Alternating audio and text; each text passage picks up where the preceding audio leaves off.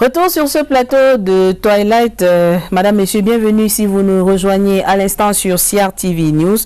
L'UPAC est une université ouverte sur le monde professionnel en relation étroite avec le secteur socio-économique par le développement des filières professionnalisantes, l'intégration des périodes de stage au cursus, l'intervention de professionnels qualifiés dans les enseignements et la valorisation de la recherche conduite en partenariat avec les entreprises.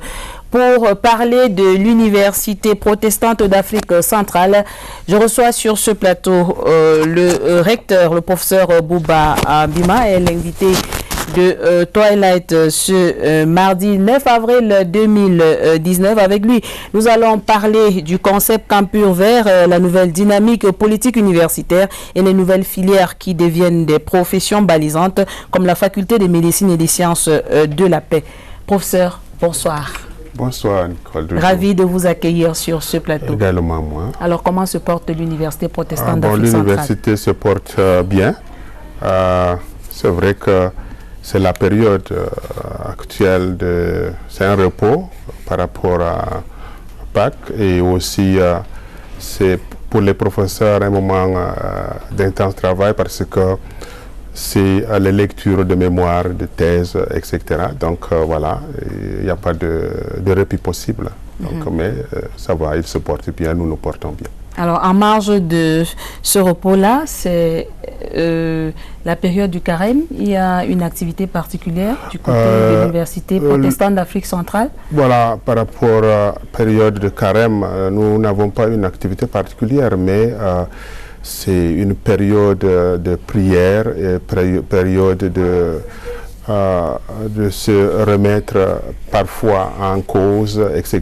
Et se réinventer par rapport à l'Évangile et se réinventer par rapport à la mission que le Seigneur nous assigne au sein de ce monde. On parle du concept campus vert. C'est quoi exactement, professeur? Le campus vert, nous avons réalisé depuis quelques années que l'écosystème est en danger et nous nous sommes dit qu'il faut habituer nos petits-enfants qui pourront être effectivement des pépinières pour demain. Donc, il faut leur inculquer quelques instructions par rapport à l'entretien de l'environnement et à l'entretien même de là où ils dorment, etc. C'est ça la notion de campus vert et que nous avons même déjà mis sur pied une chaire en écothéologie qui prend en compte tous ces éléments parce que nous voulons diversifier cet enseignement pas seulement à l'UPAC mais dans la sous-région Afrique centrale, subsaharienne surtout, et aussi en Afrique de l'Ouest, avec qui nous avons des campus, voilà. L'Université protestante d'Afrique centrale, on aimerait bien savoir, monsieur le recteur, quelle est l'offre de formation là-bas? Je le disais déjà qu'il y a des nouvelles filières qui deviennent des professions balisantes, comme la faculté de médecine et des sciences de la paix. Voilà, nous avons 4 facultés, peut-être pour faire un peu l'histoire. Nous avons la vieille faculté, la faculté de théologie protestante et de sciences religieuses, avec 4 départements. Bon, c'est la théologie. Et à ce niveau, nous formons des cadres qui viennent des églises et surtout des pasteurs ou des candidats recommandés par les églises. Et après la formation, ils rentrent dans leurs églises respectives. Et nous avons la faculté de sciences sociales et des relations internationales où nous mettons l'accent sur paix et développement parce que nous sommes rendus compte que sans la paix, nous ne pouvons pas développer. Ça serait une illusion. Et nous avons à côté aussi dans la même filière ouverte le journalisme de paix parce que tout ce que nous voyons dans le monde avec certaines images et la manière peut-être de dire tel ou tel événement, parfois c'est inquiétant. Nous sommes commentaires des journalistes. Voilà, il faut les orienter. Voilà, surtout un langage qui prône la paix, même si il y a des critiques, voilà, il y a une manière de le faire. D'où nous avons mis sur pied ce département journalisme de paix. Et nous travaillons à ce niveau avec l'Allemagne qui nous soutient, donc notamment pour le monde dans ce sens, et Service civil pour la paix. Voilà. Et nous avons aussi les sciences de l'information et de la communication à l'intérieur. Et nous avons la traductologie et translation. Et nous avons aussi la faculté de l'information, de technologie de l'information et de la communication, où nous formons des ingénieurs, des informaticiens. À ce niveau, effectivement, nous entrons directement avec le monde professionnel parce que notre particularité, c'est de faire 6 mois dans les entreprises et revenir et continuer, et ainsi de suite. Et nous mettons beaucoup l'accent sur des startups pour qu'on essaie de nous démarquer des anciens. Bon, je ne veux pas dire que ce qu'on fait n'est pas bon, mais nous croyons que pour entrer dans le monde professionnel, la modernité, en même temps surtout, il faut pousser les étudiants à inventer, à créer leur propre entreprise. C'est ça aussi le développement, parce que si on attend le développement de l'autre, ça serait une illusion encore. Et nous avons enfin la faculté de sciences de la santé, où nous formons pour le moment jusqu'au niveau des masters, des infirmiers, etc. Donc voilà nos filières qui sont là, que nous offrons au niveau de l'Université protestante d'Afrique centrale. Alors, monsieur le recteur, c'est une université ouverte sur son environnement institutionnel avec de nombreux partenaires, avec d'autres établissements d'enseignement secondaire et supérieur. Comment ça se passe? Voilà, nous avons, vous savez, l'Université protestante d'Afrique centrale et l'émanation d'abord de 6 églises lorsqu'on créait la faculté de théologie protestante au Congo-Brazzaville en 1959.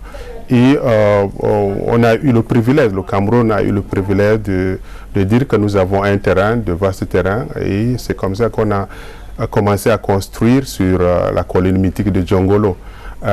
Il y a un grand bâtiment avec des salles de classe et aussi des maisons d'étudiants. Et ce campus a été inauguré donc le 17 février 1962 et depuis lors, en 2007, nous l'avons transformé en une université, d'où avec 14 églises membres bien sûr, qui sont de l'Afrique de l'Ouest, Afrique centrale. Donc peut-être un exemple, le Togo, le Bénin, la Côte d'Ivoire, le Congo, Brazzaville, le Gabon, tout juste à côté, la République centrafricaine qui vient de faire son entrée. Donc nous sommes à 14 depuis 2017. Et nous voulons ne pas couper la relation avec les enseignements secondaires parce que d'abord c'est là où nous recrutons des éléments. Tout se fait sur concours. Les étudiants viennent des établissements scolaires. Exactement, de la ville et d'ailleurs, et qui viennent, mais sur concours malheureusement. Et nous pensons que le nombre d'étudiants que nous recrutons jusqu'à maintenant, 45 ou trop, nous permet de mieux les encadrer et de mieux les orienter par rapport de les suivre surtout. D'où il y a cette connexion, l'université bien sûr, l'école secondaire bien sûr, mais aussi nous voulons même aller jusqu'à l'école primaire.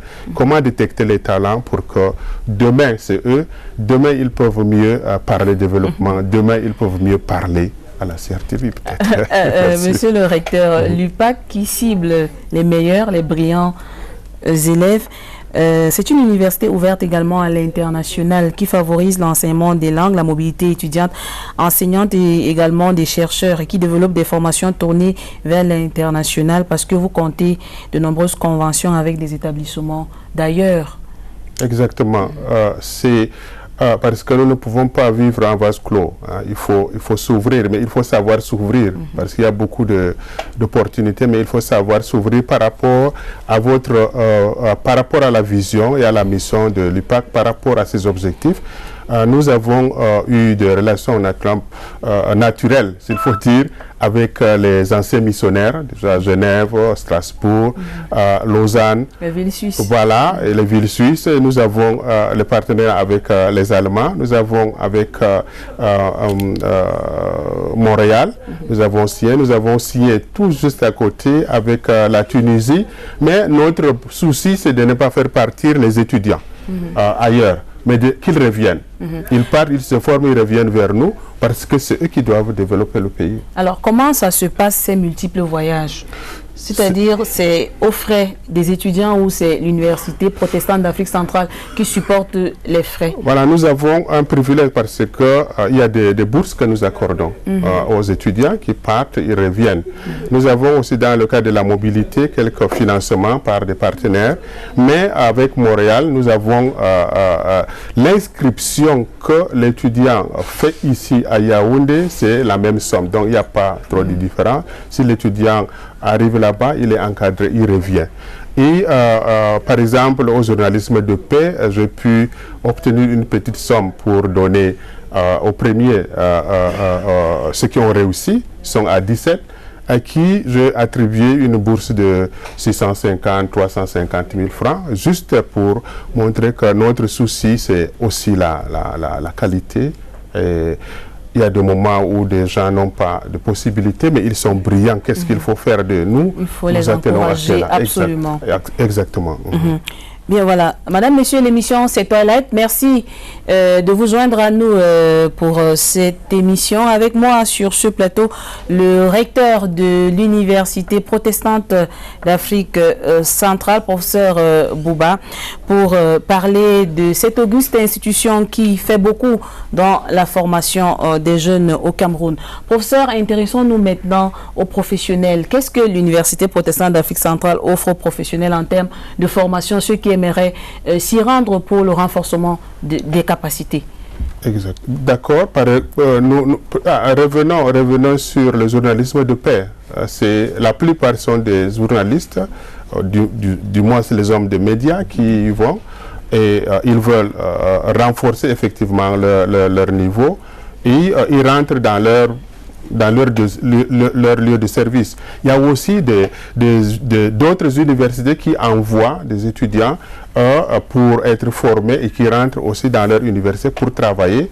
Et il y a des entreprises qui envoient des étudiants chez nous pour essayer d'acquérir des connaissances, mais connaissances théoriques, pratiques, et ils rentrent dans leur pays. C'est dans ce sens-là que nous, depuis 3 ans, 4 ans, nous insistons. Il faut professionnaliser l'enseignement au niveau de l'UPAC. D'ailleurs, c'est le label du Cameroun. Il faut professionnaliser. Jusqu'à là, on avait toujours beaucoup de gens qui ont de brillants diplômes, qui ont de gros diplômes, comme on dit, de longs crayons, mais sur le plan, voilà, des difficultés à avoir, mais comment permettre à l'étudiant déjà, en entrant là, il peut sortir, il peut créer son entreprise. Et nous avons par exemple un étudiant qui a fait la faculté de sciences sociales et des relations internationales. Quand il a eu son prix, quand il a eu son diplôme, il est parti créer son entreprise, et son entreprise a été sélectionnée par une entreprise en Amérique où il a reçu beaucoup de possibilités, et maintenant il a recruté beaucoup de monde. Il devient entrepreneur, et il devient directeur, il devient tout. Voilà, c'est ça que nous essayons de faire avec le monde actuel. Et en même temps, nous disons que il faut que les autres universités, les autres campus que nous avons doivent imiter pour que nous atteignons notre objectif d'ici quelques années. Restez avec nous, monsieur le recteur, puisqu'on va aborder, après cette pause, vos journées portes ouvertes qui se préparent. Madame, monsieur, restez avec nous sur CRTV News. Votre fidélité nous honore. Je vous retrouve dans un instant.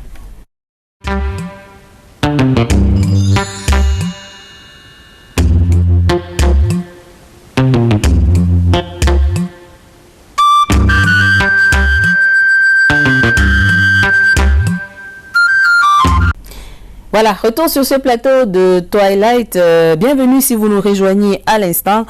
Nous parlons avec le recteur de l'Université protestante d'Afrique centrale, professeur Bouba Ambima. Les journées portes ouvertes se préparent activement du côté de l'Université protestante d'Afrique centrale. L'événement, c'est du 17 au 18 avril 2019. Qu'est-ce que le public est en droit d'attendre lors de cet événement? Le public, il faut préciser que c'est la deuxième édition que nous organisons les portes ouvertes.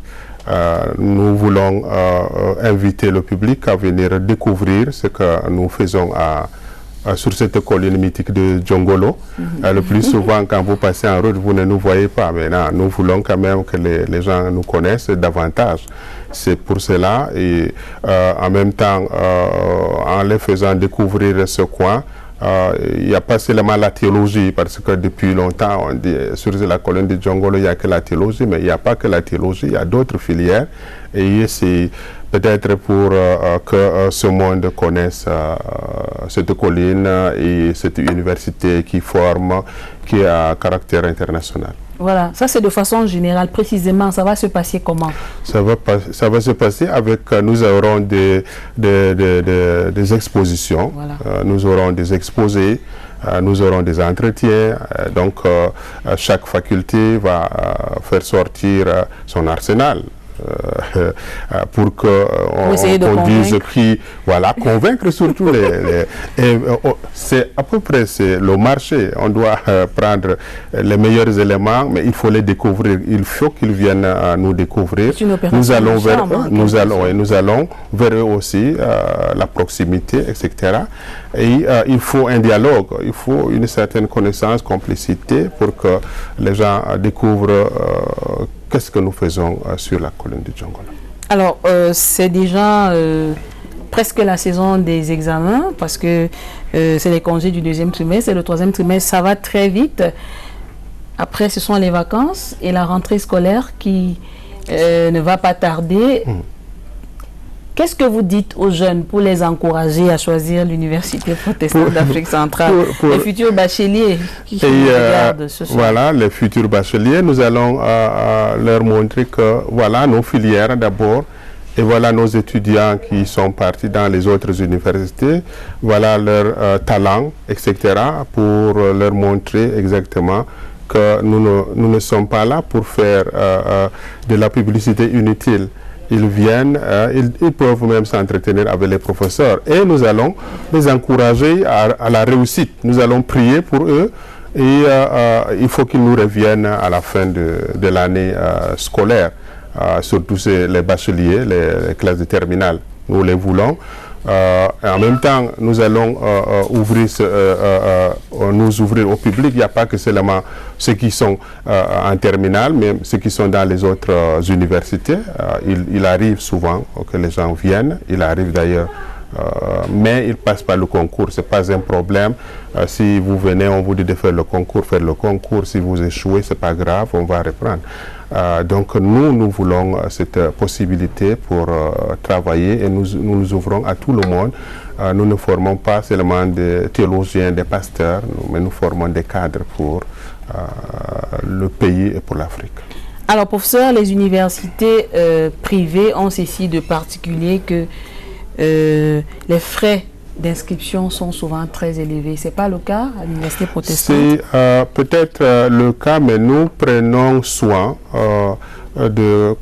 en fixant les taux universitaires. Nous pensons aussi à l'indigent. Vous pensez à l'indigent comment? Est-ce qu'il y a une bourse? Par exemple, oui, nous entrons en contact avec des familles modestes. Nous entrons en certaines familles, nous supportent les meilleurs étudiants. Il y en a plusieurs qui viennent à l'UPAC pour dire que je veux soutenir un enfant parce que j'apprends que l'UPAC forme ceci. Donc, elles sont nombreuses maintenant et c'est ici le lieu de leur exprimer encore notre reconnaissance. Et nous avons aussi la possibilité de leur offrir des bourses. Mais on ne peut offrir des bourses que aussi il faut bien travailler. Quand vous êtes, comme moi, issu d'une famille pauvre, mais il faut que je travaille pour que j'obtienne quand même la bourse. Parce qu'il y en a qui, les parents payent facilement les frais universitaires, mais les droits universitaires ne font pas des efforts. Et ça, c'est pas bien.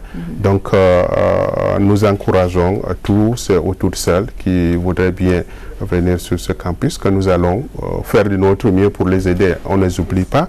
D'où, quand on fixe les droits universitaires, on pense à tous ces éléments, parce que si on dit 1,5 million, vous voyez, qui va payer 1,5 million? Il y en a. Mais est-ce qu'une famille X de chez moi pourrait le faire?